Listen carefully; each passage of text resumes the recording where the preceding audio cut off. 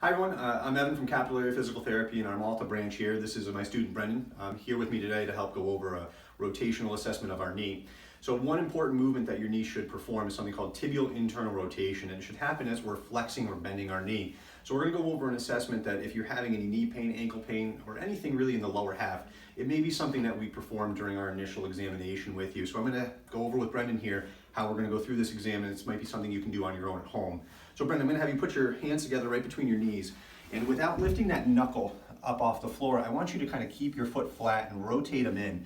I have Brendan's hands here so that his thighs can't compensate for us here. So we're really isolating how that tibia or the long bone is rotating. We should see symmetry of movement. So as you can see here, Brendan's right foot can rotate inward a lot more compared to his left. I can come over and just give a little overpressure and see if that's full movement.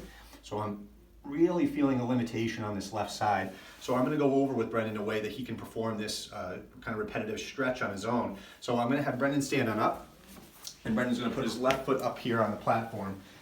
So we're going to at home oftentimes just tell a patient to use a chair, use a stool, something that they have that is sturdy.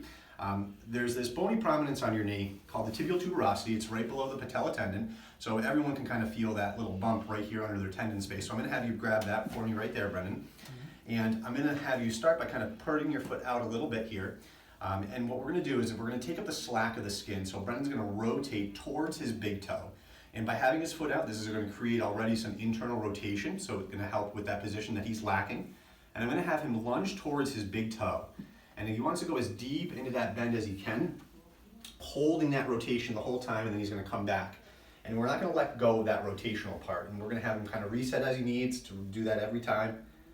Coming forward, keeping that lunge, and I'm going to have him do about 10 repetitions, 2 sets several times a day, and that can be something we can reassess just by doing that rotation assessment on your own. We should hopefully see some improvements. Thank you very much.